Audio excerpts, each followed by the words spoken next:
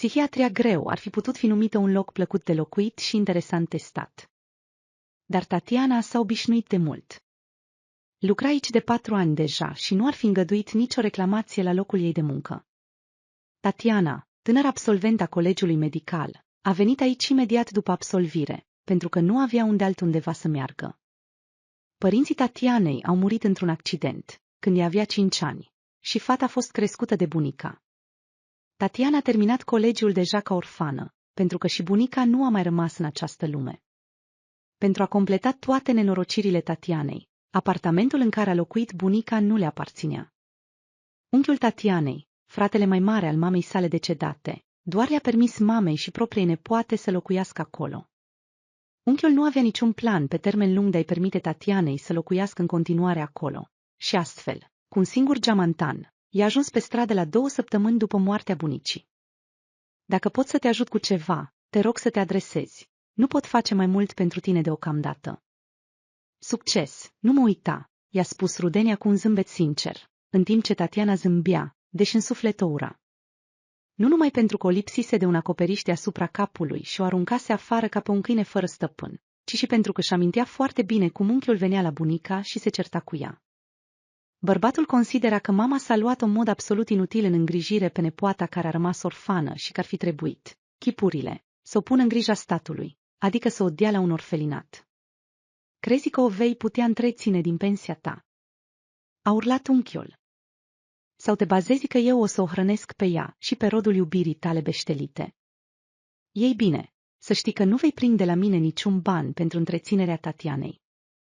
Tatiana înțelegea că unchiul nu o iubea pe mama ei, sora lui, și avea o atitudine foarte rea față de tatăl ei decedat. Din povestirile bunicii, Tatiana știa că părinții ei nu abuzau de alcool, dar unchiul se străduia întotdeauna să atragă de păr un anumit incident vechi care s-a întâmplat cu ocazia unei sărbători. Și bunica o creștea pe Tatiana singură, din pensia ei și din mica pensie de întreținere pe care o primea fata. Datorită faptului că avea un acoperiș deasupra capului, s-au descurcat destul de bine. Dar totuși, Tatianei îi lipsea multe. Nu avea nici haine frumoase, nici vacanțe de vară petrecute la mare, nici încălțăminte confortabilă, nici mâncare delicioasă pe masă. Nimic. Și totuși, fata se considera fericită, pentru că avea o bunică cu mâini blânde și o voce bătrânească ușor crăpată. A crescut într-o familie, nu într-un orfelinat. Nu a fost abandonată. După moartea subită a bunicii, Tatiana a convins să fie primită în căminul studenților din propriul ei colegiu. Bineînțeles, au refuzat inițial, invocând domiciliul local, dar unchiul a intervenit și a cerut ca nepoata să fie evacuată imediat din apartament și să uite drumul acolo. El a continuat să-i zâmbească fals și prefăcut în față și să o asigure pe Tatiana că va face tot ce îi stă în putere pentru ea. Dar în același timp, a supravegheat ca fata să nu ia nimic din lucrurile bunicii ca amintire. Tatiana a terminat studiile, a primit diploma, iar apoi a apărut problema angajării. Pe de o parte, notele ei erau excelente și ar fi putut pretinde la un post într-un spital orășenesc sau județean, dar salariul unei asistente medicale nu i-ar fi permis să închirieze o locuință proprie. Chiar și plata pentru o cameră ar fi fost o povară semnificativă pentru tânăra specialistă. Așa că, atunci când la colegiu a venit un recrutor de la spitalul de psihiatrie și le-a oferit tuturor un loc de muncă cu cazare, Tatiana și-a ridicat imediat mâna. Vreți să întrebați ceva? Recrutorul era obișnuit că de obicei este pur și simplu ignorat. Puțini doreau să lucreze la un spital de psihiatrie, chiar dacă acesta era situat într-o zonă pitorească, nu departe de capitală. Nu, vreau să mă înscriu la acest loc de muncă, a spus Tatiana cu o voce sigură, surprinzându-i pe toți cei prezenți, inclusiv pe recrutor. După câteva zile, Tatiana a ajuns la viitorul ei loc de muncă cu un dosar de documente. Și acolo a rămas. În satul de lângă spitalul de psihiatrie se afla ceva asemănător unui cămin muncitoresc, unde personalul medical din alte localități putea locui permanent sau temporar. Bineînțeles, Tatiana a optat pentru varianta permanentă. Datorită acestui post, putea economisi o sumă considerabilă la închirierea unei locuințe. Zilele de lucru s-au scurs unul după altul. La început, Tatianei a fost greu să se obișnuiască cu unele aspecte ale noii munci, dar colegii binevoitorii i-au ajutat rapid să înțeleagă esența. Într-adevăr, Erau puțin doritori să lucreze aici, așa că asistentele medicale se protejau unele pe altele. Înțelegeau că dacă vor crea intrigi și vor încerca să-și dea colegele la o parte, foarte curând vor ajunge în situația în care nu vor putea merge nici în concediu medical, pentru că nu vor avea cine să le înlocuiască.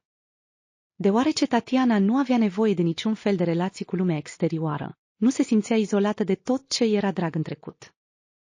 Celelalte asistente medicale încercau să-și schimbe programul de lucru astfel încât să poată fugi de la serviciu mai devreme după ture și să meargă în oraș sau măcar în sat, unde îi așteptau copiii, soții, prietenii, iar unele chiar și nepoții.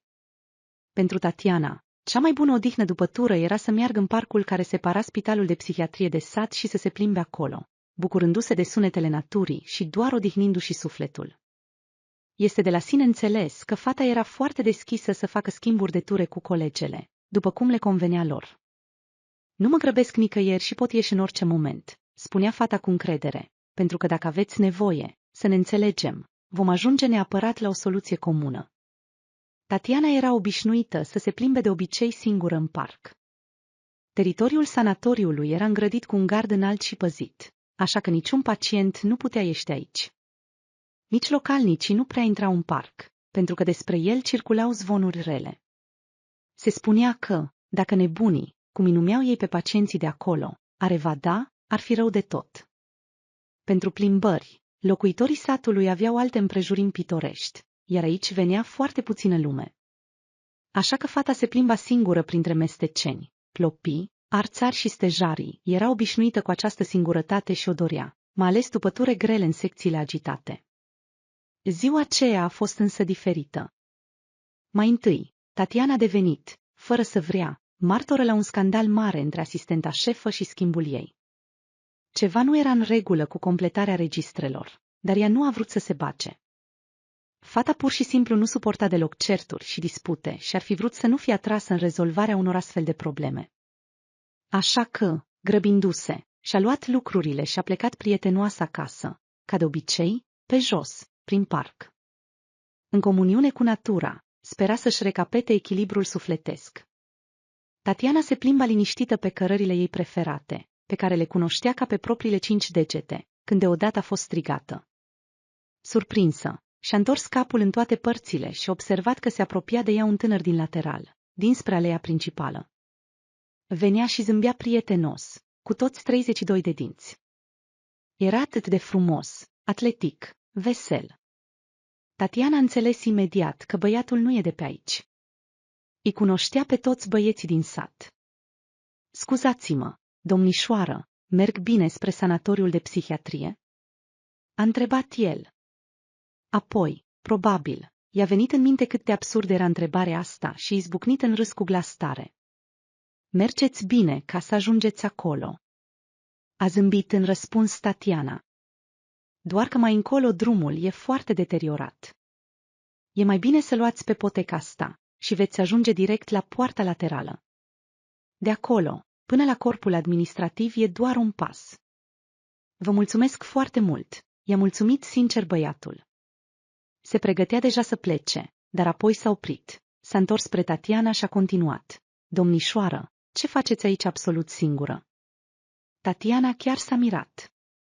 Ce treabă avea omul ăsta, pe care îl vedea pentru prima dată în viața ei, cu unde se plimbă ea și în a cui companie? Era ciudat. Până acum nimeni nu-i pusese asemenea întrebări. Fata nu voia să-i răspundă băiatului urât, dar în același timp era clar că aștepta un răspuns. S-a oprit pe drum, nu pleca, doar o privea insistent cu ochii lui negri și aștepta. Credeți că am evadat din spital? A întrebat Tatiana, înclinându-și ușor capul. Vă asigur că e imposibil. Și totuși, de ce sunteți aici singură? Atunci Tatiana a înțeles că bănuiala ei era corectă. Străinul chiar credea că dă peste una dintre paciente, care cumva a reușit să scape din sanatoriu. Așa că Tatiana n-a avut de ales decât să se prezinte și să explice că ea lucrează aici și acum se întoarce la Cămin, unde locuiește. Am înțeles, domnișoară, a dat din cap băiatul. Mă numesc Nikita. A fost o plăcere să vă cunosc. Deci, să fiu sincer, e o întâlnire foarte neașteptată, poate chiar cea mai neașteptată din viața mea. Tatiana a dat doar din numeri și și-a văzut de drum, deși în minte-i tot trecea imaginea noului ei cunoscut. Nikita arăta ca un om din acele straturi sociale la care ea n-avea acces. Bine îmbrăcat, cu o vorbire frumoasă, vesel și politicos, exact de un asemenea băiat ar fi vrut să dea peste ea. Și iată că l-a întâlnit, dar, vai, trebuie să privească realitatea în față. Probabil că după vorbele lui Nikita, că a fost plăcut să stea de vorbă cu ea, nu se ascunde nimic altceva decât o simplă politeță. Acasă, Tatiana apucase doar să se schimbe și să-și încălzească o masă simplă, când deodată s-a auzit bătut la ușa camerei ei.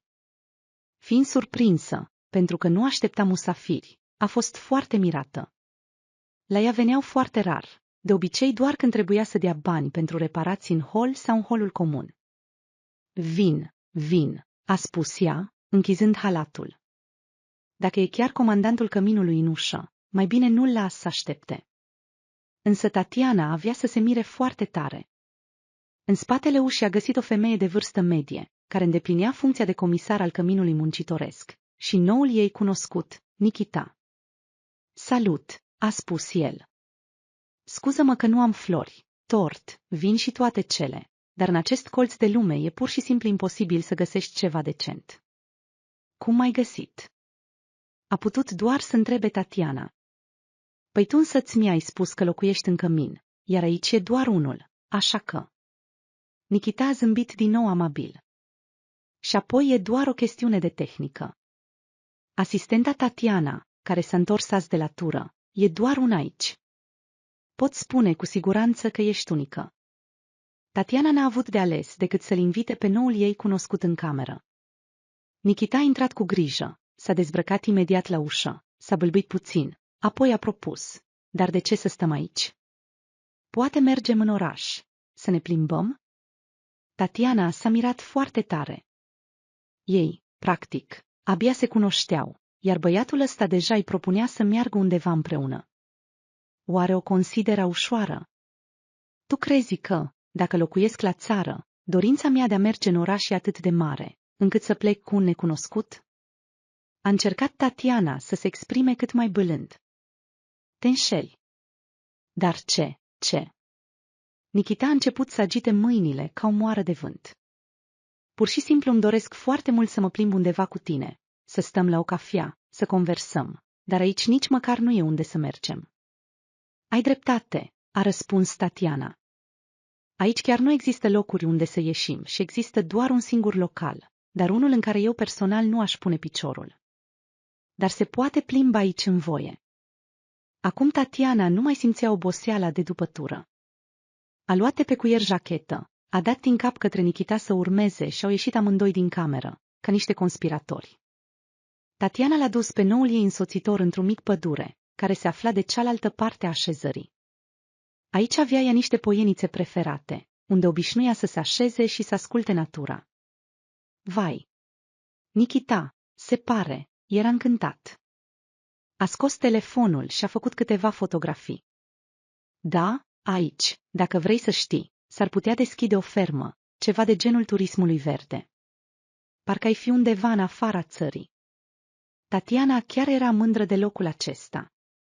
La mică distanță, din pământ țâșneau izvorași, iar apa din el era foarte curată și rece.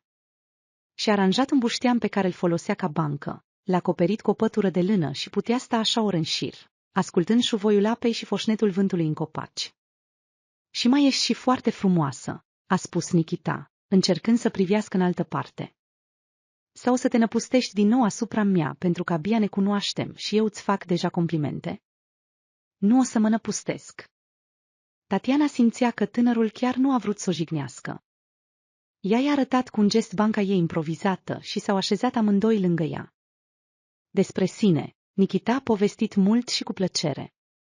Tânărul terminase universitatea acum 2 ani și acum conducea cu succes propria firmă. De fapt, în mod strict vorbind, nu se poate spune că e a mea. A spus Nikita, puțin stânjenit și studiindu-și mâinile. Pur și simplu, părinții mi-au dăruit-o la terminarea facultății. Au spus că e proiectul meu de diplomă. Dacă voi duce bine treaba în această companie, atunci ei îmi vor încredința ceva mai mare. Înțelegi, În familia noastră sunt mai multe afaceri, așa că aleg ceva ce pe de o parte nu le pare rău să dea, iar pe de altă parte, unde pot să mă antrenez. Și la ce anume te-ai decis să te antrenezi de data asta? L-a întrebat Tatiana. La design și producția de mobilier. A zâmbit din nou larg Nikita. De fapt, tocmai de aceea ne-am și cunoscut. Am participat la un contract organizat de Spitalul de Psihiatrie și l-am câștigat. Am oferit mai ieftin și într-un timp mai scurt, așa că m-au ales pe mine. Am venit aici, în sat, ca să finalizez totul. Totuși, e primul meu contract important, așa că trebuie să verific personal toate lucrurile. Mașina m-a trădat. În general, m-am stricat lângă magazinul vostru sătesc.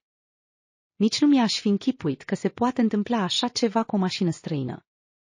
Bine că băieții de aici mi-au spus că pot merge prin parc și ajunge unde trebuie.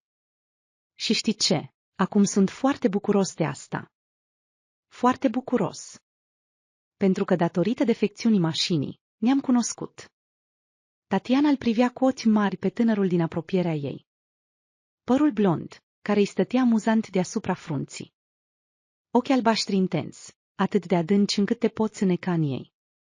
Buzele bine conturate, vorbirea corectă. Un tip frumos, atrăgător, ce să mai? Doar că, din păcate, nu pentru onoarea ei. Tocmai de aceea sunt foarte bucuros, a spus Nikita cu convingere. Nici nu vreau să mă duc să văd ce e cu mașina. Pentru că din satul vostru se poate pleca, dacă vrei, cu transportul în comun. Dacă vrei foarte tare, se poate, doar că cel mai apropiat autobuz va fi pe la 5. I-a răspuns Tatiana. Minunat, a exclamat Nikita. Eu nu mă grăbesc nicăieri. Tatiana își dorea foarte mult ca această zi să nu se mai termine niciodată. Să rămână ea și Nikita pe poiana pe care o îndrăgise, să continue să vorbească despre tot felul de lucruri mici. Tinerii își aminteau de copilărie, făceau glume și râdeau, visau la viitor, discutau despre hobby-uri și pasiuni. Erau atât de asemănători, încât uneori Tatiana se înspăimânta. Aceleași cărți și filme preferate. Gusturi similare la mâncare și vacanțe. Visuri asemănătoare. Totul părea să fie al lor, împărțit în două. Fetei se părea că cineva acolo sus a decis că a venit timpul să se întâlnească și să fie fericiți. Și cât de neplăcută era să se gândească că mai devreme sau mai târziu va veni acel îngrozitor și neplăcut moment când Nikita o va saluta, îi va face semn cu mâna, se va întoarce și va pleca. Va pleca în viața lui, în care nu există și nu a existat niciodată loc pentru unii ca ea. Pentru sărăcuțele orfane care lucrează la spitalul de psihiatrie doar ca să aibă un acoperiș deasupra capului. Era inevitabil și era înfricoșător. După ce au luat o gustare rapidă din ce pregătise Tatiana, tinerii au plecat din nou în plimbare prin împrejurimi. Fata nici nu s-a mirat când Nikita i-a luat mâna. Avea senzația că au tot mers așa întotdeauna. Iar în a doua parte a zilei, când soarele începea să apună, Nikita s-a plecat spre ea și cu grijă, tandru, i-a atins buzele cu ale lui. Inima fetei a început să bată nebunește în piept. Ea s-a întins spre tânăr, l-a cuprins cu brațele subțiri de gât și a răspuns la sărut. Așa cum poate răspunde o fată care înțelege că e pentru prima și ultima oară. Era atât de bine în acel moment, încât nu se poate descrie. Mă vei aștepta data viitoare? A întrebat Nikita, trecându-și degetul mare peste bărbia ei. Tu vrei să ne mai întâlnim? A întrebat fata ușor mirată. Bineînțeles, a răspuns ferm tânărul, sunt absolut sigur de asta. Tinerii s-au înțeles să se sune și-au schimbat numerele de telefon, iar Nikita, verificând în ultimul moment dacă ușile mașinii lui sunt închise, a sărit în autobuzul de linie care mergea în oraș. Ceva-i spunea Tatianei că tânărului nu era nevoie să aștepte seara. Putea fie să se descurce singur cu mașina, fie să sune în oraș și să cheme o mașină de remorcare. Ea bănuia că mașina defectă putea fi doar un pretext pentru a rămâne în sat, iar acest pretext le-a adus atâta fericire.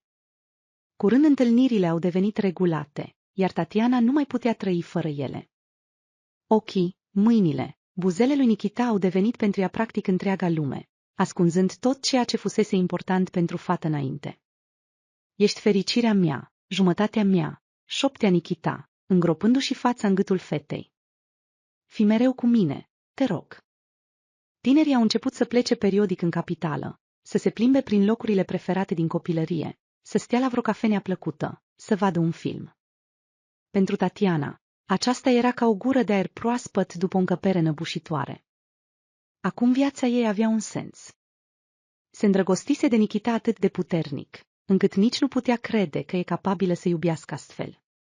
Dar fata nu uita nicio clipă că ei doi, cum s-ar spune, vin din lumii diferite. Poate acum, în plinul îndrăgostirii, tânărul nici nu observă asta sau se străduiește să o ignore, dar mai devreme sau mai târziu își va aminti. Fiecare despărțire, fiecare moment când mâinile lor se dezlipeau, era impregnată de acest venin. Tatiana înțelegea că fiecare zi putea fi ultima în întâlnirile lor. Nikita va înțelege că el merită mai bine. Și familia lui probabil că nu va fi încântată dacă se va căsători cu o asistentă săracă care nu are absolut nimic. Sau poate vor interveni anumite circumstanțe obiective care îi vor despărți.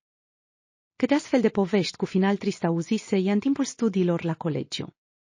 Lumea rareori este binevoitoare cu tinerele asistente care vor să iubească atât de mult. Nikita fie că pur și simplu nu se gândea la acest subiect, fie că le evita cu atenție, pentru că între îndrăgostiți nu a fost ridicată niciodată problema viitorului. Pentru Tatiana, asta era deja un semnal. Dacă Nikita ar fi plănuit să o facă pe ea cu adevărat a lui, ar fi vorbit neapărat despre asta sau măcar i-ar fi dat un indiciu.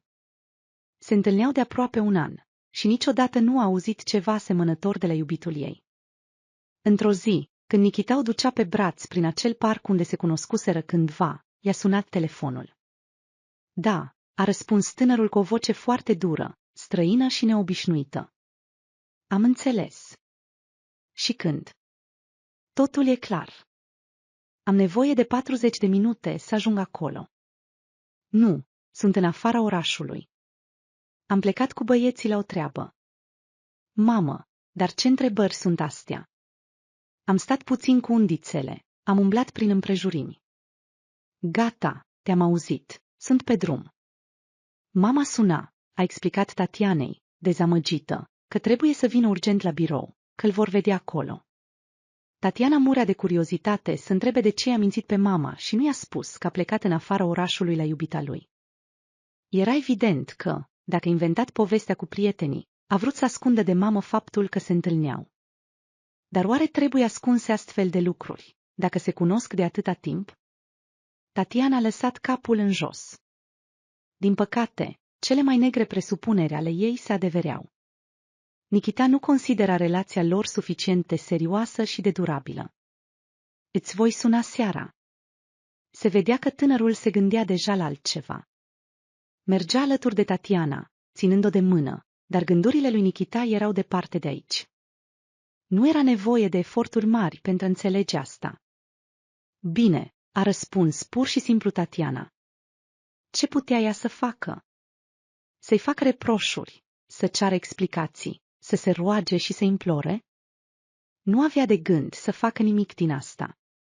Nikita a plecat în oraș, relația lor a continuat, dar, din păcate, Tatiana se simțea ca într-o cutie străină. Ce ți s-a întâmplat? A întrebat-o odată Nikita, strângând-o la piept. Doar nu-mi spune că nimic nu e în neregulă și că totul e bine. Simte câteva săptămâni că nu mai ești tu însăți. Tatiana a fost întotdeauna adepta sincerității în toate, mai ales în relații, așa că nu s-a ascuns și a spus pur și simplu: Nikita, pentru tine sunt fie o variantă de rezervă, fie una temporară, până când nu vei găsi pe cineva mai serios, pe cineva la nivelul tău. Înțeleg cum stau lucrurile, așa e lumea. Nu trebuie să-mi spui nimic, doar doare, înțelegi? Nikita o privea țintă pe iubita lui. Mai întâi a tăcut, ca și cum ar fi cântărit ceva cu atenție, apoi a spus brusc: tu nu ești o variantă de rezervă pentru mine, tu ești iubita mea, înțelegi? Da, am mințit. Am mințit-o pe mamă. Doar pentru că sunt convins că ea nu va privi la asta la fel cum privesc eu, înțelegi?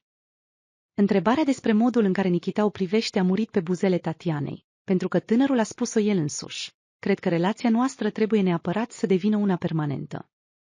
Vreau foarte mult ca tu să fii soția mea și voi face tot ce pot pentru asta.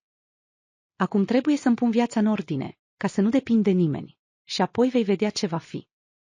În acea zi, Tatiana a avut mult timp insomnie. S-a întors de pe o parte pe alta, cântărind în minte cuvintele iubitului. Oare chiar îi se poate întâmpla așa ceva în viață? Tatiana voia să creadă în această fericită împrejurare, dar se și temea de asta. Nikita a continuat să fie bun, afectuos și amabil cu ea, iar încetul cu încetul fata a învățat să nu se mai gândească la lucruri rele. Dacă acum totul e minunat între ei, de ce ar trebui să se strice? Tocmai primise o promovare, acum era asistentă șefa secției. Odată cu promovarea, a crescut și salariul, deși nu prea mult, dar cât de plăcut era pentru fată. Ei, acum ești o adevărată milionară. Glumea Nikita. Ei bine, ai puțin răbdare, cred că în curând vei avea și alte motive de bucurie. Tatiana se simțea puțin stânjenită că Nikita trebuie să o ascundă de familia lui. Ea-și dorea să facă parte dintr-o familie mare, să mențină relații cu părinții lui, pentru că de mult nu mai avea pe a ei. Dar băiatul, uneori cu bâlândețe, alteori cu insistență, o ținea departe de asta. Spunea că încă nu e momentul să se cunoască, iar relațiile cu mama și tatăl lui vor putea fi stabilite mai târziu. Ce crezi, că ei nu bănuiesc nimic? Îl întreba Tatiana. Mi se pare că la vârsta ta nu poți fi atât de naiv. Dispari tot timpul la mine. Oare nu pot ei să adune 2 și 2 și să înțeleagă că ai o iubită? Ei trăiesc viața lor, iar eu trăiesc viața mea, răspundea Nikita. Cred că mai devreme sau mai târziu, secretul va deveni public, dar încă nu acum. Tatiana înțelegea că lui însuși era stânjenitor și nu voia să se certe cu părinții din cauza ei. Cine ar fi știut că presimțirile Tatianei par atât de corecte, atât de reale?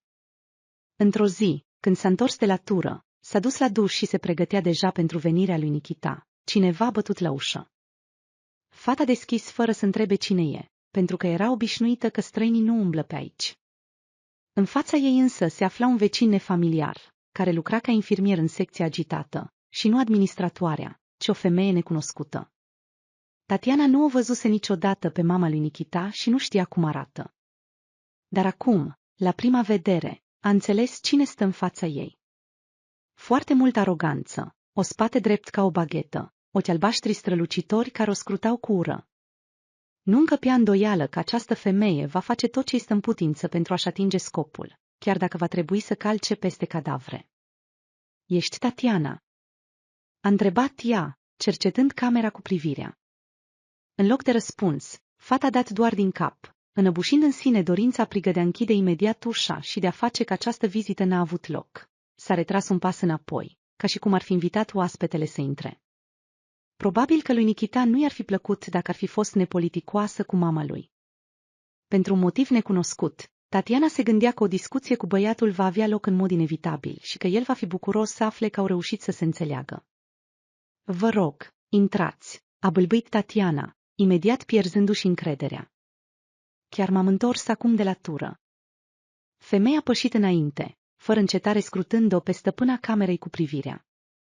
În această privire se reflecta tot ceea ce oaspetele gândea despre Tatiana. Fata a văzut cum mama lui Nikita privește cu dispreț la modesta amenajare a camerei ei și s-a părut jignitor. Tot ce era aici, bineînțeles, costa puțin, dar ea le-a ales personal, iar unele lucruri chiar le-a făcut cu mâinile ei. Deci așa trăiește femeia care i-a încurcat mintea rămășițelor de creier ale fiului meu. N-a pierdut timp femeia. E ciudat, desigur, că a căzut pradă unei ca tine, dar în tinerețe gusturile pot fi extravagante. Da, sărăcuță ești tu aici. Tatiana nu știa ce să spună și ce să facă. Oare Nikita i-a recunoscut mamei lui că se întâlnesc? Atunci de ce nu i-a spus ei? De ce măcar nu i-a dat de înțeles? Femeia a mai stat puțin, apoi s-a întors la Tatiana, care stătea tăcută, și a continuat. De ce taci de parcă ți-ai fi înghițit limba? Nu înțelegeai că un astfel de băiat nu e pentru tine. Se va juca cu tine și te va arunca afară, iar tu apoi vei alerga să postezi despre el în rețelele sociale? Nici nu mă gândeam că se poate. A început fata, dar vizitatoarea, cu mișcarea mâinii, I-a arătat că va vorbi ea și numai ea. Nu mă întrerupe. Crezi că noi n-am înțeles că cu Nikita se întâmplă ceva? Fiul meu nu mai seamănă cu el însuși, iar acum înțeleg de ce. Sigur, toate astea sunt doar născocirile tale. Vă cunosc pe voi, fetele fără rădăcini. Când dați peste un băiat decent, faceți tot ce puteți ca să-l trageți în plasele voastre. Nu l-am atras eu pe Nikita, el a decis singur. A încercat din nou Tatiana să-și apere onoarea. În schimb, femeia s-a strâmbat, ca și cum ar fi gustat ceva acru. Nu-mi spuneți că fiul meu, care a crescut în cu totul alte condiții, preferă să se întâlnească cu o femeie care are doar un colegiu medical în toată educația ei. El, să știți, încă nu e pacient al acestui azil al vostru. Nikita și cu mine ne-am apropiat de bunăvoie, insista Tatiana. Iar acum, tot de bunăvoie, vă veți despărți. Femeia s-a apropiat mai mult și s-a plecat spre fată, încât Tatiana a simțit parfumul scump al oaspetelui. Îți spun o singură dată, dar foarte serios. Îți recomand insistent să mă asculți și să nu faci nimic ca să mă supăr. Nu vreau să mă despart de Nikita, stărui Tatiana, simțind că îi dau lacrimile în ochi. Ce drept are această femeie îmbrăcată în straie scumpe să-i spună asemenea lucruri îngrozitoare? La unele ca tine nu se întreabă ce vor, a tăiat-o femeia. Caută-ți pe cineva din cercul tău. Cu siguranță aici vor fi mulți bărbați care vor fi fericiți să aibă o astfel de târfă drăguță în patul lor, iar în ceea ce îl privește pe fiul meu, să nu îndrăznească să-și întindă ghearele. Asta e clar? Nikita probabil nu ți-a spus că are o logodnică? Da, da, de ce te uiți la mine și îți deschizi gura? Doar nu face pe prostul și nu pretinde că credeai că se va căsători cu tine. E clar că un băiat din cercul nostru are de mult o logodnică, doar că vine la tine pentru a-și satisface nevoile fiziologice primitive. Cât de mult a dorit Tatiana să nu creadă această femeie. Cât de mult a vrut să pretindă că aici, acum, în afară de ea, nu mai e nimeni. Cât de mult a vrut să o împingă pe obraznica oaspete afară, să o trântească și să-l sune pe Nikita și să audă că totul e bine, că el va veni curând la ea și totul se va aranja. Cât de mult a vrut ca Nikita să o cheme în sfârșit la primărie și să aibă o familie, una despre care visaseră. Dar realitatea a lovit-o în cap pe fată ca un topor. Probabil că mama tânărului a rămas mulțumită de efectul produs. Și-a încrucișat brațele la piept și a privit cum fata se luptă cu ea însăși pentru a nu izbucni în plâns. Să nu-mi faci aici scene de lacrimi. Știi, mie mi-este absolut indiferent dacă va gemui încă o scursură săracă care a decis deja să-și bage lăbuța în buzunarul fiului meu. Voi nu înțelegeți nimic, a exclamat Tatiana ridicându-și fața. Noi cu Nikita ne iubim, am tăcut despre asta, dar... Dacă Nikita te-ar iubi, a trântit-o femeia, te-ar iubi cu adevărat, nu doar ca să aibă unde să vină în weekend. Atunci ți-ar fi spus de mult că trebuie să se căsătorească cu alta. Aceasta este fiica unui partener de afaceri al tatălui său și totul a fost stabilit de mult timp. După cum vezi, el a tăcut, pentru că știa totul. Asta nu se poate, a exclamat cu fervoare Tatiana. Între noi nu există secrete, mai ales unele de genul ăsta. Și acum nu e evul mediu, ca să-și căsătorească copiii după dorința părinților. Acum nu e evul mediu, a fost de acord cu ea oaspetele. Totuși, interesele marilor afaceri sunt mai presus de orice. Nu avem nevoie de un concurent în plus, de ce mai bine să unim familiile. Tu nu poți înțelege asta. Oameni ca tine trăiesc doar din instincte primitive de reproducere și dorința de a-și umple burta, pentru că mâine pe masă poate fi gol. Deci, te-am avertizat, tu și Nikita nu veți fi împreună.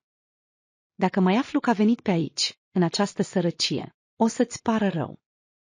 În cel mai bun caz, vei deveni clienta propriului tău bordel, sau poate vei ajunge la traumatologie cu picioarele rupte. Femeia a ieșit din cameră, lăsând ușa deschisă. Probabil că se dezgusta să o atingă încă o dată. Iar Tatiana, fără reuși să-și găsească puterea să închidă nefasta ușă, s-a prăbușit pe podea și a plâns în tăcere, înfigându-și dinții în mână. De ce a făcut asta Nikita cu ea? De ce a mințit? Dacă mama lui spune adevărul, atunci el a înșelat-o cu bună știință. Exista doar o cale de a afla asta, așa că Tatiana s-a hotărât să se stăpânească până când Nikita va veni la ea. Cu mare greutate a așteptat până când tânărul a trecut pragul și apoi s-a năpustit asupra lui cu întrebări. E adevărat că ai o logodnică? L-a întrebat direct, fără a menționa că mama tânărului a venit aici. Cât de mult a dorit Tatiana ca Nikita să se revolte împotriva acestor născociri și să-i spună că o iubește doar pe ea. Dar în schimb, ochii tânărului s-au plimbat în toate părțile și după o vreme a reușit cu greu să spună: înțelegi, nu a fost decizia mea, eu nu mi-am dat acordul pentru asta, deci nu mă simt obligat. E totul din partea părinților. Tatiana a simțit un fior rece pe șira spinării. I-ai spus părinților că nu te vei căsători cu ea? A întrebat ea, deja știind răspunsul. Am spus că nu vreau să mă căsătoresc cu ea, a spus Nikita. Doar că e incredibil de greu să-l convingi pe tata de ceva. Probabil că se gândește că dacă nu reușește prin vorbe, o să mă oblige prin alte mijloace să mă căsătoresc cu altcineva. Dar eu nu vreau, pe tine singura te vreau ca soție. De aceea aștept. Aștept ca tata și mama să se sature de mă căsători cu alta și atunci va fi după cum vrem noi. După cum vrem noi, înțelegi? Tatiana s-a agățat de mâinile înghețate, cu obrazii aprinși. Deci mama prietenului ei chiar spunea adevărul. Acum Nikita poate să-i spună orice, dar nu-i mai are încrederea. Un bărbat care ascunde de ea un fapt atât de important din viața lui nu merită încredere. Acum fata nu mai avea niciun dubiu că de îndată ce părinții vor face presiune asupra lui Nikita, el o va uita imediat pe ea și va face tot ce îi se spune. Va face, pentru că nu e obișnuit să acționeze altfel. Pleacă! A șoptit ea cu buzele înghețate. Pleacă și nu te mai întoarce. Doar acum, te rog, pleacă. Te rog. Nikita a încercat să-i prindă mâinile, a mai spus ceva, s-a rugat, a încercat să o convingă, dar Tatiana a rămas fermă pe poziție. Practic cu forța l-a împins pe băiat, pe fostul ei iubit, afară pe ușă, a trântit-o în spatele lui Nikita și s-a prăbușit pe pat. Toate visele Tatianei fusese răspulberate, ca și cum nu ar fi existat niciodată. Întreaga lume a devenit acum alta, brusc ostilă pentru fată. A fi la serviciu i-a devenit o adevărată tortură, pentru că Nikita încerca să ia legătura cu ea acolo. Nici să meargă ca înainte, prin parc, nu mai putea din același motiv, așa că trebuia să-și inventeze rute ocolitoare. Nikita o aștepta literalmente peste tot unde putea, dar Tatiana se întorcea și pleca, fără a dori măcar să schimbe câteva cuvinte. În ziua în care a realizat că este însărcinată, lumea s-a prăbușit din nou. Iar cioburile s-au împrăștiat atât de mult, încât nu le mai putea aduna. Întrebarea dacă să păstreze copilul sau nu nici măcar nu se punea. Tatiana știa că din punct de vedere medical nu îi se recomanda să facă primul avort. Deci avea să nască acest copil, deși el nu va avea vreodată un tată. Cât de dureros, cât de amar era pentru fată să realizeze că Nikita o înșelase tot acest timp. I fura timpul, o folosea cum voia el, iar acum, firește, doar vrea să-și recupereze jucăria obișnuită. Atâta timp cât poate rezista căsătoriei cu fata aleasă de părinți, iar apoi îi va spune că nu pot fi împreună. Copilul nu va schimba nimic, doar îi va da motive în plus să se bucure pe seama ei. Nikita va putea să-și amintească de proasta naivă pe care a însărcinat-o și care a crezut în el din tot sufletul. Tatiana a luat decizia în câteva clipe. Aici nu are de ce să se agațe, deci va fi mai bine să plece. Nikita nu trebuie să afle că vor avea un copil, nu are nevoie de această informație. Va pleca acum, cât încă nu se vede starea ei, pentru ca nimeni și niciodată să nu afle adevărul. Spus și făcut. Tatiana și-a dat demisia, inventând un motiv nesemnificativ. A strâns banii pe care îi economisise și a plecat, fără să spună nimănui nimic. Poate că i-ar fi fost greu să se despartă de locurile familiare, dacă nu ar fi fost amintirile despre fericitul timp petrecut cu Nikita. Fiecare colț, fiecare poieniță din acest sat strigau despre cât de bine le era împreună și reaminteau fetei că a fost trădată și nu o vrea nimeni. Va fi mai bine dacă pleacă de aici și Nikita nu se va mai întâlni niciodată pe drumul ei. În timp ce, băiatul era distrus. Bineînțeles că știa despre contractul pe care tatăl său îl încheiase cu partenerul de afaceri. În adolescență, asta părea o poveste, pentru că în zilele noastre așa ceva nu se întâmplă. Cu toate acestea, pe măsură ce creștea, Nikita realiza că pentru tată, problemele materiale sunt mult mai importante decât bunele maniere și ordinea socială modernă. Se poate spune că a pus viața în dezvoltarea afacerii sale și acum nici nu voia să admită că fiul nu împărtășește dorința lui de a păstra compania cu orice preț. Nikita, tu nu înțelegi că altfel vom avea un concurent puternic.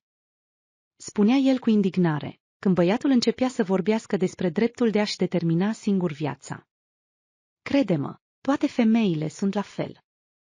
Mai ales că nimeni nu te împiedică să te căsătorești cu una și să mergi ocazional la alta sau chiar la 10 alte femei.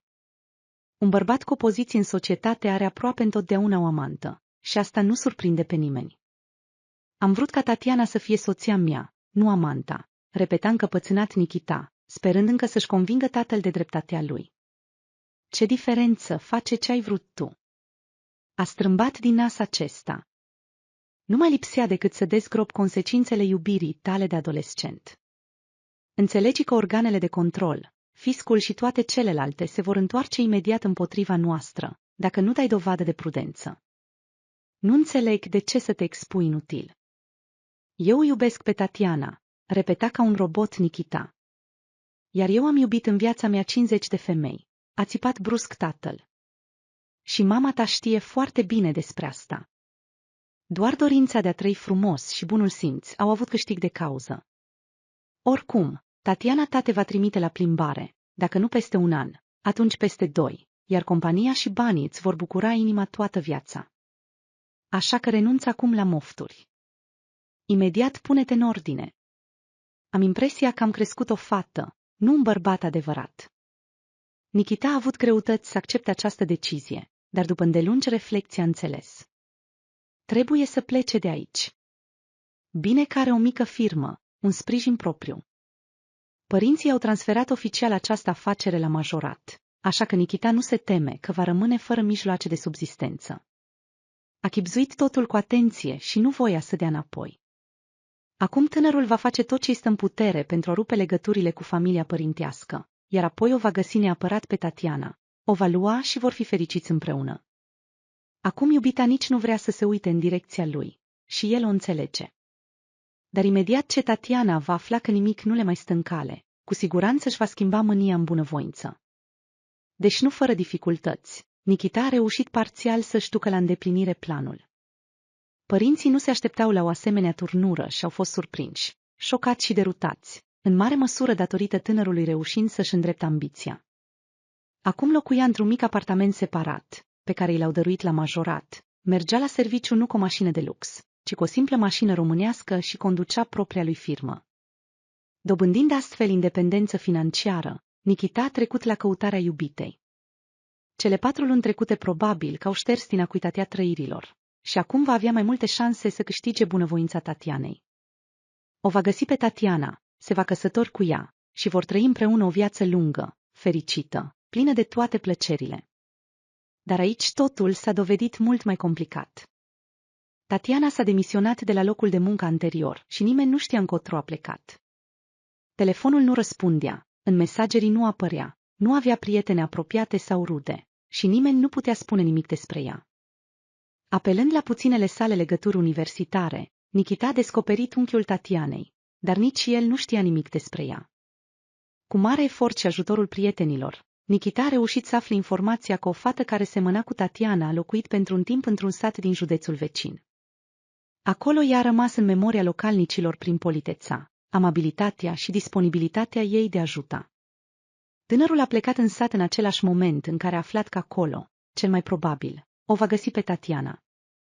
Dar, din păcate, la fața locului s-a spus că fata a închiriat o casă pentru 2 luni, iar apoi a plecat fără nicio explicație. Nikita a depus eforturi titanice pentru a descoperi măcar urme ale Tatianei. A oferit chiar și o recompensă materială celor care ar putea să o găsească. Nikita credea că fata va fi legată de un loc de muncă în instituțiile medicale și de aceea va locui undeva în apropiere. Va încerca să se angajeze într-un spital sau clinică din sat, dar totul a fost în zadar. Nu știa nimeni nimic despre Tatiana în nicio unitate medicală. O fată care semăna cu Tatiana nu închiria niciun apartament sau casă. Nikita a hotărât ferm că nu se va opri până nu o va găsi pe iubita lui. Va căuta-o personal, dacă va fi nevoie ani de zile, dar oricum ea nu putea să dispară fără urmă, pentru că o persoană vie nu ia în cărămidă. În ultimă instanță, va vinde ceva din proprietăți și va rezolva problema altfel. Din fericire, în zilele noastre detectivii privați nu au fost desființați. Nikita conducea mașina înapoi în capitală după alte căutări fără succes și simțea că-i pierd ochii. Tot timpul era încordat și stătuse de mult în mașină. Ar fi fost mai bine să se oprească și să doarmă câteva ore pe marginea drumului, dar tânărul voia să ajungă în oraș înainte de întuneric. Camionul care a ieșit brusc în curbă, Nikita nu l-a observat la timp. A văzut doar o umbră cenușie, apoi liniștea a fost sfâșiată de scrâșnetul metalului și urletul frânelor. Nikita a căzut în neant. Tatiana și-a schimbat de câteva ori locuința până a găsit ceva care corespundea aproximativ cerințelor ei. Într-un modest sat din județul vecin, fata s-a angajat într-un magazin și a locuit chiar în încăperea de lângă. Nu a trebuit să se înregistreze oficial. Patronul era de acord să-și plătească angajatele în numerar, fără banca. Pentru Tatiana, asta era tot ce-i trebuia, și locuință, și venit. Înțelegea că în curând nu va mai putea munci, dar aici avea posibilitatea să mai strângă puțin. După câteva luni de muncă acolo, fata a plecat în centrul regional și a închiriat o cameră la o bătrână care nu s-a speriat de situația ei specială. De fapt, bătrâna nu prea avea de ales. Copiii ei, care locuiau separat, s-au bucurat că Tatiana, cu burtica ei îngrijită, e gata să-și pună cunoștințele și abilitățile de lucrătoare medicală în slujba mamelor bolnave. Astfel, fata a primit un acoperiș deasupra capului și în această locuință, câteva luni mai târziu, a adus pe lume fiul ei. L-a numit Ilie, pentru că îi se părea că împreună cu patronimicul, numele se va potrivi de minune. Nu era ușor la suflet fetei, dar înțelegea că pentru viitorul ei, pentru micuțul Ilie, trebuie să meargă înainte. La început a fost ajutată de mici alocații sociale și indemnizația pentru copil, iar apoi, de la 1 an și jumătate, Tatiana l-a înscris la creșă și ea însăși s-a angajat acolo ca îngrijitoare. Nu pe post de asistentă, desigur, dar măcar lângă copil. Și un salariu, oricât de mic, nu era de lepădat. În situația Tatianei, fiecare ban conta. Când a murit bătrâna, fata era deja atât de bine primită de copiii ei, încât a primit permisiunea de a rămâne în acel apartament în calitate de locatar principal. În camera alăturată au fost cazate 2 studente, iar copiii răposatei bunici, cunoscându-i onestitatea Tatianei, i-au încredințat să supravegheze locuința. Acum tânăra femeie nu se putea plânge de condițiile de trai. Avea un acoperiș deasupra capului, fiul creștea ascultător și liniștit, doar singurătatea feminină își făcea simțită prezența. În primă fază, Tatiana a respins cu hotărâre toate încercările tinerilor bărbați de a face cunoștință cu ea. Era de ajuns să se gândească că va aduce în casa micului Ilie un vitreg, care poate să nu-l trateze bine, și orice dorință de a trăi într-o familie dispărea. Cu toate acestea, când băiatul i-a împlinit 3 ani, Tatiana l-a înscris la o grădiniță obișnuită, iar ea însăși s-a angajat cu normă întreagă la spital. Imediat a fost înconjurată de o mulțime de oameni diferiți, așa că era de așteptat să se îndrăgostească. Ceea ce s-a și întâmplat cu tânăra asistentă, doar câteva luni după angajarea la spital. Își amintea bine de acest pacient. Bărbatul era cu câțiva ani mai în vârstă decât ea, amabil, politicos și calm. Nu crea probleme personalului și, dimpotrivă, încerca să ajute în măsura posibilităților. Căra stativele pentru perfuzi, prin simpla sa prezență liniștea pacienții agitați, putea veni la post pe timp de noapte să stea de vorbă, ca să fie mai vesel de veche. Îl chema Andrei. Curând voi fi externat, i-a spus bărbatul, aducând la post o nouă cutie de bomboane de ciocolată. Mâncați, Tatiana, pentru sănătatea mea. Ne veți lipsi foarte mult, a spus cu toată sinceritatea tânăra femeie. Ne-am obișnuit deja cu dumneavoastră, dar e foarte bine că v-ați vindecat. Fiți întotdeauna sănătos. Vă mulțumesc, Tatiana, pentru această atitudine, a spus pacientul, zâmbind neîncetat.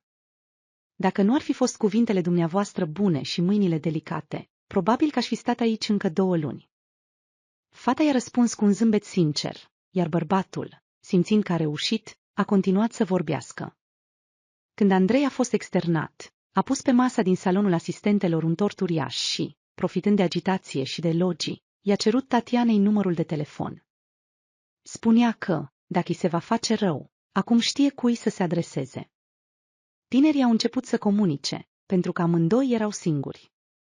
Andrei nu reușea să aibă relații cu femeile, iar Tatiana își ducea singură fiul prin viață. Cu Ilie, bărbatul a găsit ușor o limbă comună. Fata chiar s-a mirat cum s-a întâmplat totul. Ai un copil minunat, i-a spus odată Andrei, privind pe fereastră, unde se lăsau primele umbre ale serii. Doar nu pot înțelege de ce stați toți închiși în acest apartament. Aici nu aveți nimic al vostru, iar în camera vecină locuiesc străini. Problema e că nicăieri nu avem ceva al nostru, a zâmbit trist Tatiana. Așa că trăim acolo unde avem posibilitatea să locuim. Și, sincer vorbind, consider asta o mare șansă, pentru că dacă n-ar fi fost această locuință, nici nu știu în ce cocioabă am fi trăit. Ia-le pe Ilie și veniți să locuiți la mine, a spus Andrei fără să se întoarcă spre ea. Să trăim împreună. Dar eu. Nu pot așa de repede. Tatiana nici ea nu înțelegea dacă vrea să refuze sau să accepte propunerea bărbatului care îi plăcea. Era în încurcătură. Să nu-mi vii cu scuze, te rog.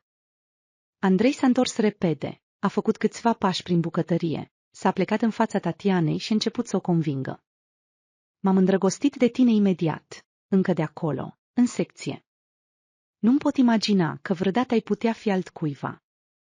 Și nu te contrazice. Ești luminoasă, strălucitoare, atrăgătoare, ai un copil minunat și ascultător. Vreau foarte mult să fiu fericit cu tine. Veniți amândoi. Tatiana și-a plecat capul și a simțit că îi curg lacrimi calde pe obraj. Cât aștepta să iei aceste cuvinte, dar de la alt bărbat, cu câțiva ani în urmă. Nikita o trădase și i-a învățase să nu mai iubească, învățase să nu mai aibă încredere în oameni. Bineînțeles, după ce te arzi la lapte, suflă și în iaurt. Avea o sinceră simpatie, interes și atașament față de Andrei, dar aceste sentimente nu se puteau compara deloc cu acea dragoste fierbinte, cu acea pasiune înflăcărată pe care o nutrise cândva pentru Nikita. Dar la ce bun să-și amintească de fostul iubit. La început, Tatiana mai spera că, dacă Nikita spunea adevărul că ea era dragă și că o va găsi, pe o ascunzătoare atât de simplă și de ridicolă ca ei, cu posibilitățile lui, nu va putea să dea de ele. Dar dacă în atâția ani nu a făcut niciun efort în această direcție, înseamnă că nu era necesar. Bine, a ridicat capul și a spus hotărât Tatiana. Mă voi muta la tine, Andrei, a continuat ea zâmbind, iar bărbatul părea sincer bucuros de acest rezultat. Astfel, Tatiana și Ilie au găsit un acoperiș deasupra capului și un număr pe care se puteau sprijini în caz de nevoie. După câteva luni de conviețuire, convins că Tatiana este într-adevăr minunată, Andrei a făcut o cerere în căsătorie, iar tânăra femeie nu a putut să refuze. Vedea că Ilie înflorește când Andrei e lângă ei, că fiul ei îl numește mândru tată. Și ce altceva îi mai trebuia, decât să fie înțeleasă și sprijinită? Anii au trecut unul după altul. Tatiana uneori nici nu apuca să se uite înapoi. Andrei muncea, ea lucra la vechiul loc de muncă. Ilie mergea cu succes la grădiniță, iar soții începuseră deja să caute o bună școală pentru el. Singurul lucru la care Tatiana nu putea să se hotărască era să aibă un copil împreună cu Andrei. Soțul o ruga, o convingea, o motiva, iar Tatiana tot promitea. Se temea foarte tare că într-o zi va rămâne singură cu 2 copii și nu putea admite asta. De aceea, tânăra femeie găsea diverse scuze pentru a nu intra în concediu de maternitate acum. Îi părea că Andrei o vede în profunzime și înțelege foarte bine și retlicul ei, dar nu putea și nici nu voia să se învingă pe sine. Se temea. În același timp, Andrei nu dădea niciun motiv să bănuiești ceva rău la el. Îi ajută în toate soției sale tinere, nu o învinuia cu nimic, ba chiar vorbea despre faptul că vrea să-l adopte pe Ilie. Ei, ce, băiatul crește fără tată, deși eu sunt aici? Întrebă Andrei. Poate să legalizăm totul în mod regulamentar, pe hârtie, ca să nu fie probleme? Și aici Tatiana tot nu se grăbea să ia o decizie. Bineînțeles, pentru o mamă singură tânără era o perspectivă foarte atractivă. Dintr-o dată să obțină nu numai un soț pentru sine, ci și un tată pentru fiu. Dar o angoasă în adâncul sufletului, o durere în inimă nu o lăsau să lase lucrurile să meargă așa cum vrea Andrei. Cu tristețe, tânăra femeie înțelegea că Ilie poate avea doar un singur tată, și acela este fostul ei iubit pe nume Nikita. Andrei poate acum să joace rolul de tătic, dar, vai, în fiecare zâmbet al fiului său, în fiecare cuvânt al lui, în gesturi, Tatiana vedea pe Nikita. În ziua aceea se ducea la tură, fără să știe că astăzi totul se va schimba pentru ea. Tânăra femeie voia să completeze cât mai liniștit jurnalele, astfel încât colegii și pacienții să nu o deranjeze, și apoi să alerge în liniște și în mod obișnuit prin indicații. Iar seara fi fost bine să-l ia pe Ilie și să meargă cu el la acel centru pentru copii unde Andrei și-a recent găsiseră cursuri de pregătire pentru școală. Prețul era potrivit, și timpul, și locația, deci tinerii deciseră să încerce. Tatiana, azi avem un nou pacient în boxa 8-a, trebuie să instalăm un post individual de asistență medicală. S-au grăbit să-i comunice imediat ce a trecut pragul secției. Tânăra femeie s-a mirat chiar. În toată istoria activității ei în acest spital de district obișnuit, încă nu se întâmplase ca cuiva să-i se instaleze astfel de posturi. Personalul oricum nu era suficient, era greu să se împartă la toți. Da, e vreun șef important, a făcut semn cu mâna asistenta șefa secției. Se trata în orașul nostru la un neurolog celebru și iată că i s-a făcut rău. Febră, pierdere de cunoștință, în general, toate cele. Da, mai are și ceva în antecedente neurologice, deci nu e departe nici de convulsii febrile. Șeful a zis să stăm azi în boxul lui, ca să fim pregătiți, la orice eventualitate. Dacă îi se întâmplă ceva, ne vor trage la răspundere. Tatiana a dat din cap și s-a dus la camera de gardă să se schimbe. Dacă a zis șeful, atunci e clar. Probabil că într-adevăr a venit un pacient important la ei, dintr-o clinică privată de tratare a bolilor neurologice. Aveau acolo una cu un nume răsunător, cunoscut în toată țara. Deci, de acolo e pacientul. Tatiana a intrat în salon și la primul pas i-a atras atenția splendida coamă deschisă la culoarea pacientului. El era întins pe perne, cu fața întoarsă de la ușă, dar acipăr i-a trezit în sufletul tinerei femei o dorință. Nikita. A șoptit femeia fără să vrea. Auzindu-și numele, pacientul întins pe pat s-a întors încet cu capul și ochii lor s-au întâlnit. Ochii strălucitori albaștri ai lui Nikita, care tot timpul au trăit în inima ei, și ochii plini de lacrimi de surpriză ai tinerei asistente medicale. Bineînțeles că Nikita a recunoscut-o. A recunoscut-o și s-a zbătut să se ridice, s-a străduit să vină la ea, a plâns, a cerut iertare și a vorbit din nou despre dragoste. Tatiana în primul moment nu se putea stăpâni. Respira greu și spera că e un vis.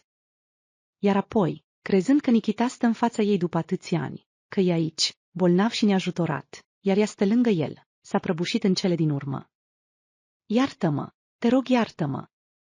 Nikita îi săruta mâinile și o privea cu atât de fierbinte rugăminte în ochi. Voiam să te găsesc. Nu mi-am permis nici măcar să mă gândesc că... Îți amintești, înțelegi? Am avut un accident. A fost un accident rutier. Ceva grav ți s-a întâmplat.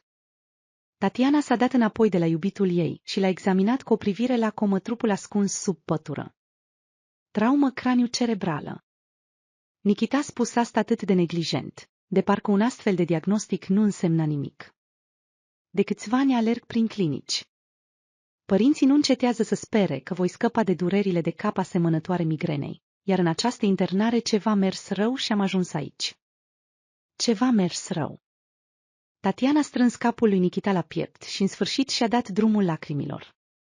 Nu-ți dai seama, Nikita, nu-ți dai seama. Iartă-mă, te rog, iartă-mă pentru că... Nu, tu iartă-mă pe mine pentru că nu am avut puterea să spun mai devreme, i-a răspuns tânărul. Trebuia să mărturisesc. Trebuia să-ți spun toată adevărul și atunci am fi găsit împreună ce să facem. Dar mama mea a aflat despre tine și acum știu că a venit la cămin. Tatiana a dat din cap cu ușurință, mângâindu-i părul blond al iubitului. Acum nu înțelegea cum a reușit să trăiască fără el toți acești ani, cum a putut trăi și să nu știe ce e cu el, cum a putut respira fără Nikita. O undă de fericire caldă și cuprinzătoare a inundat-o pe tânăra femeie și s-a scufundat cu plăcere în ea. Nu exista acum pe lume nimeni mai fericit decât Tatiana. Niciodată. Nikita, înecându-se, se uita în ochii iubitei, o apuca de mâini și insista să vorbească, deci Tatiana îi făcea semn să tacă. Niciodată nici măcar nu m-am gândit că aș putea fi cu alta, înțelegi? Pentru mine ai fost întotdeauna doar tu. Înțeleg că am procedat greșit. Ți-am ascuns, dar pur și simplu nu am vrut să te îngrijorez. În timp ce mă tratam după accident, potențiala mea logodnică și-a aranjat de mult viața personală. Deci, scumpa mea, sunt absolut liber și tot al tău. Parcă un curent electric a străbătut femeia. Dar ea nu e liberă. Tatiana deschisese gura să-i spună lui Nikita că circumstanțele vieții ei personale s-au schimbat, dar tânărul vorbea fără încetare. Vom fi împreună. Cu siguranță vom avea copii, vei vedea. Acum nimeni nu se va mai interpune între mine și tine, scumpa mea. Tatiana și-a eliberat mâna din îmbrățișarea puternică a lui Nikita. Trebuie să mă duc la post, a spus ea cu o voce oficială, aruncând o privire la indicațiile aparatelor. Dar mă voi întoarce curând, nu te îngrijora. Mai trebuie să pun câteva perfuz. Acum iese că e o persoană rea, pentru că îi va ascunde lui Nikita faptul că e căsătorită, iar dacă el va afla că are și un fiu. Nu, asta nu e corect. Au un fiu, dar cum poate să procedeze așa cu Andrei sau nu poate? Tatiana a ieșit în fugă din salon și a trântit ușa în urma ei. Apoi s-a repezit la camera de gardă și acolo și-a dat drumul lacrimilor. Bucuria inițială de a se reîntâlni cu iubitul a fost rapid înlocuită de amărăciune. Interesant cum va reacționa Nikita când va afla că ea nu l-a așteptat toți acești ani, ci și-a aranjat viața și s-a căsătorit cu altul. Nu se va îndepărta de ea, nu o va urma. Picioarele o duceau înapoi în acel salon unde l-aștepta iubitul, dar inima îi spunea să rămână în camera de gardă și să tacă. Momentul în care va recunoaște că are o familie adevărată, și încă un fiu, le va distruge pentru totdeauna relația cu Nikita. Greu va fi să accepte că ea e fericită, soție și mamă. Dar ea e fericită. Tatiana se privea în oglinda de deasupra chiuvetei. Palidă, cu ochii aprinși și părul încălcit, fata își amintea cele zile groaznice când a aflat că Nikita are o altă logodnică. Da, atunci a reușit să supraviețuiască doar datorită împrejurărilor fericite, că avea un acoperiș deasupra capului și bani de trai. Andrei a fost de un imens ajutor atunci, că nu i-a permis să se zbată în durere și singurătate. Oare e gata acum să-l trădeze pentru a se întoarce la băiatul care cândva a tăcut despre un lucru atât de important? Și mama lui cu siguranță nu o va primi cu brațele deschise pe Tatiana. Tatiana s-a scuzat cu o stare de rău și a plecat acasă. Ea nu putea să se forțeze să intre în camera lui Nikita și să se lipească din nou de el. Mai întâi trebuia să-l vadă pe Andrei. Soțul, ca de obicei, venise de la serviciu la timp. Nu a observat, preocupat de treburile lui, că soția îi zâmbea cu greu. Tatiana chiar se forța să arate prietenoasă. Un sentiment contradictoriu o sfâșia. Pe de-o parte, i-ar fi plăcut să se agațe de Andrei, să-i mărturisească totul, să discute cu el, să-i ceară sfatul, dar în același timp, amintindu-și de brațele calde și puternice ale lui Nikita, asta nu ieșea din minte. Tatiana înțelegea că încă îl iubește atât de mult, atât de pasional, încât își pierde voința când el este lângă ea. Față de Andrei nu a avut niciodată sentimente atât de puternice și nici nu ar fi putut. Ea s-a măritat cu el din lipsă de speranță, doar pentru a scăpa de singurătate.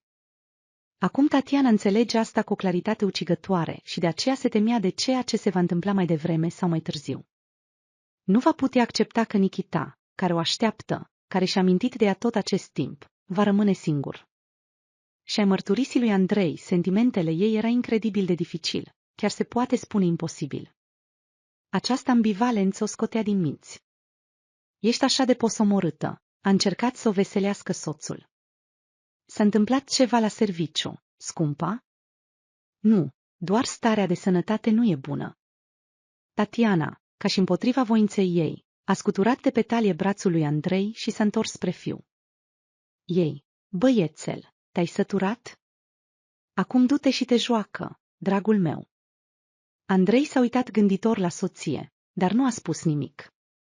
Simțea că ceva se întâmplă cu Tatiana, dar nu putea să-i dea un nume, nu putea să o clasifice. Și chiar Andrei, din când în când, observa că Tatiana îl irita.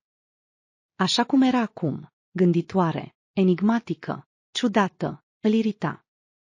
Din acest moment, viața tânărului cuplu s-a schimbat imperceptibil. Din ce în ce mai des, Andrei a început să se enerveze pe Tatiana. Uneori fără intenție, iar alteori pur și simplu îi venea să o scoată din sărite. Voia ca ea să-i strige în fața acuzația pe care cu siguranță o are. Și mai prindea pe gând că vrea să o apuce de umeri, să o scuture și aproape să-i smulgă mărturisirea. Simțea că îi ascunde ceva și asta îl scotea din minți. Tatiana simțea dispoziția lui. Într-o zi, în timpul unei cine de familie obișnuite, femeia s-a scuzat din nou din cauza oboselii. Ai nevoie de mai mult odihnă, a constatat sec soțul. A încercat să se întindă spre Tatiana, dar apoi, văzând că ea se retrage speriată de el într-o parte, a ridicat din umeri și ieșit din bucătărie. Iar Tatiana a rămas în picioare lângă chiuvetă, spălând farfuriile după cină și înjurându-se pentru reacțiile ei. De ce i-a arătat lui Andrei dispoziția ei, atitudinea ei față de el? Ce fel de crize sunt astea? Oricum, nu iese bine. Pe de-o parte, Nikita, care nu știe cum va reacționa la faptul că ea este măritată și are un copil. Pe de altă parte, Andrei, care nu bănuiește de existența iubirii ei de demult. Dar Nikita nu o va lăsa în pace. Tatiana se gândea la asta în permanență, și cu cât se gândea mai mult, cu atât mai plăcută senzație se răspândea prin tot trupul ei. Nikita o va determina să fie împreună.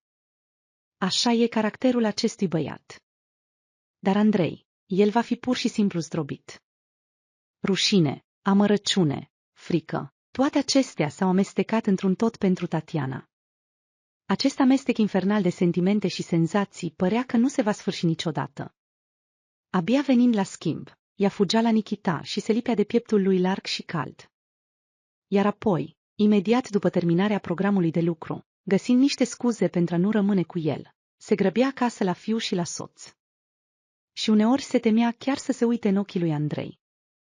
I se părea că el va citi planul ei viclean, va afla că îi aduce o viață dublă. Cu aceleași sentimente amestecate se uita Tatiana și la Ilie, care se juca liniștit cu tatăl vitreg. Ilie s-a obișnuit cu Andrei, îl numea tată, în timp ce în spital zăcea tatălui adevărat. Între timp, Nikita se simțea din zi în zi tot mai bine. Băiatul glumea că asta se datorează faptului că lângă el este Tatiana, dar pentru Tatiana aceste glume erau triste. Înțelegea că se apropie momentul luării deciziei finale. Nikita nu va pleca din acest oraș fără ea, și deci va trebui să facă o alegere. În acea seară târzie de toamnă, tânăra femeie a întârziat foarte mult în bucătărie, curățând cu atenție fiecare centimetru.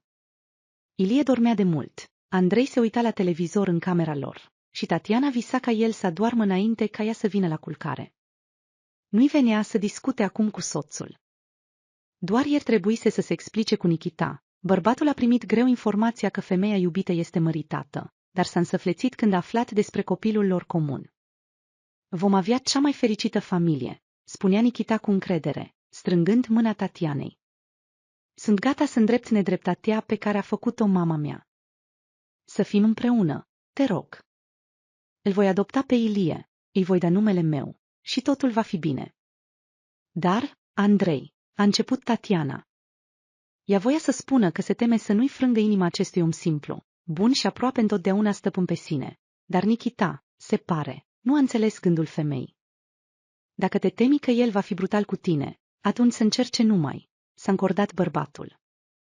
Nu te uita că zac în pat ca un butuc. Deja mă simt mult mai bine, chiar. Sunt gata să mă bat pentru tine, dacă va fi nevoie. Atunci Tatiana l-a convins în grabă pe Nikita că nu e nevoie să se bată pentru ea și că va rezolva singură toate problemele cu Andrei. L-a convins, dar nu și pe ea însăși. Și acum se chinuia și se temea să înceapă această convorbire fatală cu soțul, deși înțelegea inevitabilitatea ei. Vorbește deja, hai, a răsunat din spate vocea groasă. Tatiana a sărit în sus, s-a întors brusc și l-a văzut pe Andrei stând la intrarea în bucătărie, rezemat de perete. Gata cu tărăgănelile. Văd că ceva se întâmplă cu tine. Vorbește imediat. Dacă insistați, Tatiana s-a așezat pe un scaun și-a încleștat mâinile, înfigându-și unghiile în piele până la durere, și a povestit lui Andrei totul de la început. Și despre cum l-a cunoscut pe Nikita, și despre cum a venit la ea mama lui, și despre cum a fugit și a aflat că e însărcinată, în sfârșit, despre tot. Și a apărut un nebun care te-a cerut de nevastă, a încheiat în locul ei soțul. Doar că nici el, nici tu nu știați că mai devreme sau mai târziu, cel dintâi, va părea ca un diavol din cutie. Iartă-mă, a reușit doar să spună Tatiana. Chiar nu știam că se va întâmpla așa, Andrei, crede-mă. Iar eu îl consideram pe fiul tău ca pe propriul meu. Pentru mine, fericirea ta a fost mai prețioasă decât orice altceva pe lume. Și eu, să știi, nu am dispărut timp de câțiva ani. El doar s-a tratat după accident, a sărit fără voie Tatiana. Andrei, dragul meu, înțeleg foarte bine că ai dreptate. Înțeleg, și inima mea se sfâșie. Și eu credeam, a continuat între timp Andrei, că avem o familie fericită, că în curând vom avea și copii. Acum văd că pentru tine totul a fost doar un mijloc de a-l aștepta pe întoarcerea în viața ta a acestui Nikita. Sub ochii ei, Andrei se transformase. În locul bărbatului liniștit și calm, obișnuit, era o adevărată fiară. Probabil că și el, ca și Tatiana, consideră această mărturisire o trădare. I-am dat fiului tău numele meu, a rostit bărbatul, separând fiecare cuvânt. Iar tu ești o simplă târfă, o oportunistă, o lepădătură care tot acest timp s-a plimbat pe mine ca pe un covor zburător și m-a folosit.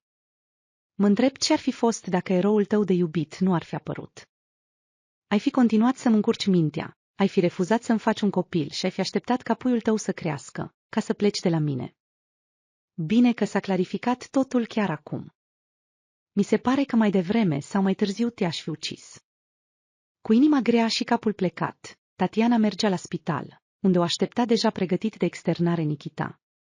Se considera o trădătoare, pentru că Andrei nu avea nicio vină. Dar în acel moment când el îi arunca în fața acuzațiile lui, ea chiar s-a speriat. S-a speriat nu doar pentru ea, ci și pentru fiul ei, care cu siguranță nu era vinovat cu nimic. Iată așadar ce liniște adâncă, în care, se pare, se jucau dracii tot acest timp. Cea mai mică tulburare a fost suficientă pentru ca Andrei să înceteze să mai fie blând și afectuos. Nikita o aștepta. Stătea pe marginea patului, deja fără lenjerie de pat, îmbrăcat în haine de drum. Tatiana nu l-a dus încă pe fiul ei în salon și l-a lăsat pe Ilie în salonul asistentelor. Tânăra femeie considera că prima întâlnire a tatălui cu fiul trebuie să aibă loc într-o altă atmosferă. Când a intrat, Nikita a sărit în picioare și a făcut o grimasă. Să-ți spun sincer, mă gândeam că nu vei veni. Cum aș fi putut să nu vin? Simțind cum îndoielile sunt înlocuite de tandreță, Tatiana a sărit la iubitul ei și l-a susținut. Acum Nikita era foarte slab, avea nevoie de ea mult mai mult decât Andrei, furios și puternic în acel moment. Tatiana simțea că Nikita are nevoie de ea. Nimic, totul e bine acum. Buzele tinerilor erau atât de aproape, încât când s-au atins, a fost perceput ca cea mai faierească, eternă legătură. Nikita își sărută iubita, Tatiana îl strângea la piept și știa că în sufletul ei acum e mai multă dragoste, recunoștință, apreciere, decât orice altceva.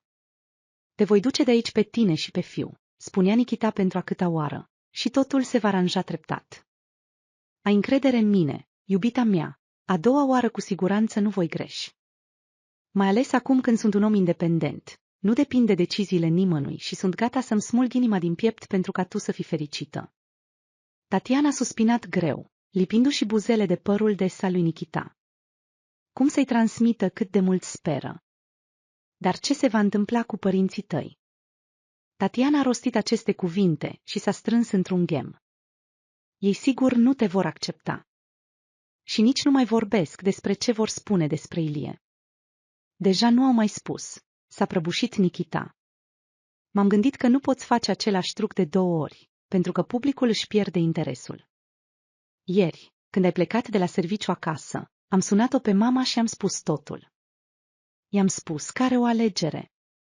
Fie eu mă întorc înapoi în capitală, dar o iau cu mine pe viitoarea mea soție și pe fiul meu. Fie rămân aici, în acest oraș, și vom trebui să rupem orice contact, pentru că nu voi permite ca tine să fii umilită. Și ce a spus ea? Tatiana a simțit că îi lipsește aerul, iar picioarele îi se moaie. Ea a fost de acord, iar tata. Mi se pare că mama s-a îngrijorat atât de mult pentru mine în timpul cât m-am tratat de consecințele accidentului, încât acum este de acord cu orice. Deci nu e rău fără bine, dragă. Mi s-a spus să nici nu mă gândesc să fug nicăieri și să mă întorc acasă cât mai curând. Un suspin greu al Tatianei a fost răspunsul lui. Încă mai ești îngrijorată. Nikita i-a ridicat bărbia cu degetele și s-a uitat în ochii ei. Nu trebuie, te rog, crede-mă. Ei bine, ce mai stăm? Eu am primit de mult externarea, deci acum vreau să-l cunosc pe fiul meu. Cred că vom avea multe în comun. Nici nu-ți imaginezi cât. A spus Tatiana cu fermitate, în timp ce mergeau spre salonul de îngrijire. Ilie seamănă foarte mult cu tine la exterior și, scuză-mă, este foarte răsfățat uneori. Sunt sigur că astea sunt genele tale, Nikita, care și-au spus cuvântul. Mă voi ocupa neapărat de educația lui, nu trebuie să-ți faci griji. A încurajat-o pe Tatiana bărbatul și îmbrățișat-o pe talie. Totul se va aranja. Te rog, ai încredere în mine.